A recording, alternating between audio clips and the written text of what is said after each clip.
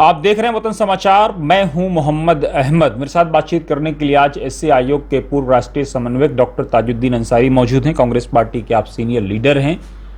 Congress party में आपकी बड़ी खिदमात हैं। डॉक्टर साहब, दो जगहों पर चुनाव हो रहा है, एक तरफ जम्मू एंड कश्मीर और दूसरी तरफ हरियाणा में। हरियाणा से कांग्रेस पार्टी को बड़ी उम्मीदें हैं, आपको क्या लगता है?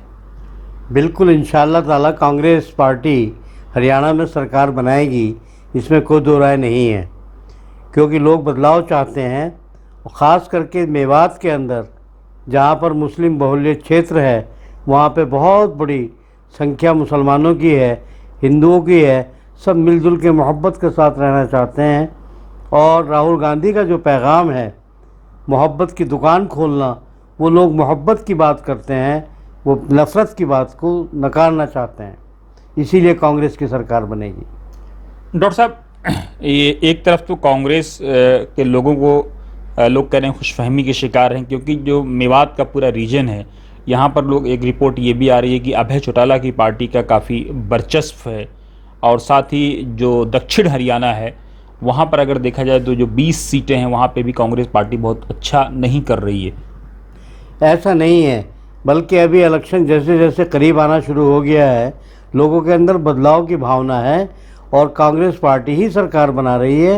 ये तमाम सारी एजेंसियां ये बात कह रही हैं कि कांग्रेस की सरकार बनेगी हरियाणा के अंदर, किसी और की सरकार नहीं बनेगी। ये चीज़ अलग हो सकती है कि दुष्यंत चौटाला जी भी कांग्रेस का हिस्सा बन जाएं, इसमें कोई शक की बात भी नहीं है। और कांग्रेस जो सेकुलर पार्टी होंगी उनको साथ लेकर सरकार बनाएगी ही पक्का। नहीं डॉक्टर साहब, एक तरफ हुड्डा साहब का वर्चस्व का सवाल है, दूसरी तरफ कुमारी शैलजा और रणदीप सिंह सुरजेवाला की वर्चस्व का सवाल है। लोकल लीडरशिप आपस में कई सारे कन्फ्रंटेशन है, आप देख रहे होंगे।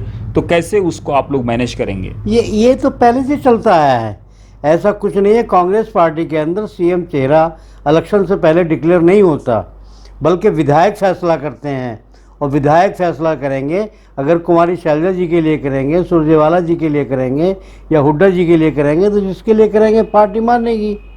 ऐसा कुछ भी नहीं है। आज की तारीख में सब मिलजुल के चुनाव लड़ रहे हैं और सीएम का जो फैसला है वो चुनाव होने के बाद में हमारे माननीय अध्यक्ष जी करेंगे और तमाम जितने विधायक होंगे वो फैसला करते हैं। हमारे यहाँ ऐसा कुछ नहीं होता कि सीएम का चेहरा पहले बता दिया जाए। नहीं, लेकिन लोग तो ये मान के चल रहे हैं कि अगर कांग्रेस जीतती है तो हुड्डा साहब ही सीएम बनेंगे।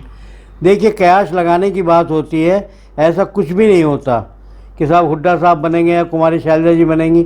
हो सकता है कोई थर्ड तीसरा नाम आ जाए, कोई चौथा नाम आ जाए। विधायक जिसको चाहेंगे वो बनेंगे। अब रही चांसेस की बात, तो हुड्डा जी की सरकार को दुनिया याद करती है, हरियाणा के लोग, कि उन्होंने कितनी तरक्की का काम किया, किस कदर उनके ज़माने में हरियाणा ने तरक्की की है। इसलिए लोग ये चाहते हैं कि हुड्डा साहब ही आ जाएँ तो बहुत अच्छा रहेगा। ऐसा नहीं है, कुमारी शैलजा की कम खिदमात नहीं है। वो छत्तीसगढ़ की प्रभारी भी रही हैं और उन्होंने वो यहाँ पर हरियाणा की भी प्रभारी नहीं है। तो ऐसा नहीं है कि उन्होंने काम नहीं किया। सब ने, सुरजेवाला साहब देखिए कितने बढ़िया प्रवक्ता हमारे कांग्रेस के, बहुत बेहतरीन लीडरों में से हैं। तो सारे लीडर अच्छे हैं और सब अपना चुनाव लड़ रहे हैं अपने अपने धारा के हिसाब से। मुख्य धारा में आने के बाद में फिर विधायक ही फैसला करेंगे। और साहब, एक और सवाल, आपने कहा कि हुड्डा साहब के राज में तरक्की हुई, निसंदेह कांग्रेस के राज में हरियाणा ने काफ़ी डेवलप किया। लेकिन ये पूरा नूह और मेवात, ये पूरा जो हदीन का रीजन है, जो फिरोजपुर झिरका का रीजन है, इस तरफ अगर आप देखें तो ना अच्छे स्कूल्स आपको मिलेंगे, ना मैटरनिटी सेंटर्स मिलेंगे, ना हॉस्पिटल्स मिलेंगे, ना रोड कनेक्टिविटी है, ना रेल कनेक्टिविटी है। तो क्या आपको लगता नहीं है कि आपकी सरकार भी वही करती है जो दूसरी सरकारों पर आरोप लगता है? हमारी सरकार ने वहाँ पर माइनॉरिटी के 4 लोगों को टिकट दिए। ख़ास करके सारे चारों के चारों अल्हम्दुलिल्लाह मुसलमान हैं और वो जीतने के बाद में विधायक बनने के बाद में वो अपने मसाइल जो इलाके के हैं वो उठाएं। तो ये कमज़ोरी तो हमारे विधायकों की रही होगी, जो भी रहे होंगे। रही तरक्की की बात, ऐसा कुछ नहीं है कि मेवात हरियाणा से दूर है।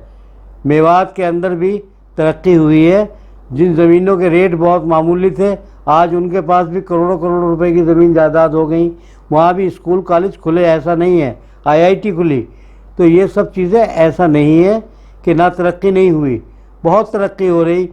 आज मेवात के लोग खेलों के अंदर जा रहे हैं, बच्चे तालीम में जा रहे हैं, जस्टिस बन रहे हैं। ऐसा नहीं है, मेवात के अंदर के भी बच्चे बहुत कुछ पढ़ लिख करके आगे निकलना है।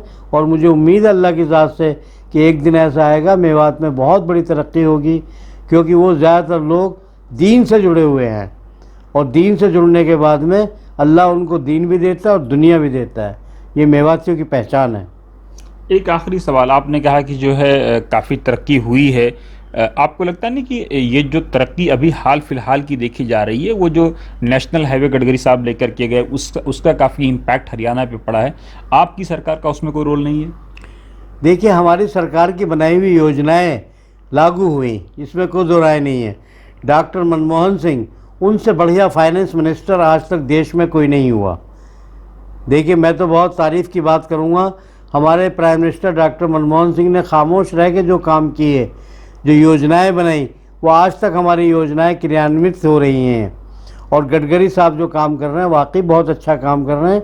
लेकिन नक्शा तो हम लोगों ने दिया, प्लानिंग तो हम लोगों ने दी, सोच तो हम लोगों की भी थी, और वही लोग जो हमारी सोच थी उसको आगे बढ़ा रहे हैं। बहुत खुशी की बात है।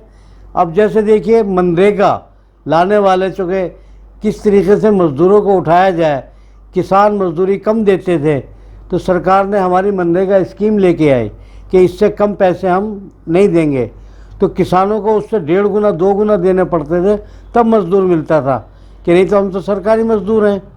तो ये योजनाएं हमारी सरकार लेके आई। उस मनरेगा का बजट इस सरकार ने कम कर दिया, वरना तो हमने तो मजदूरों के लिए भी काम किया भाई।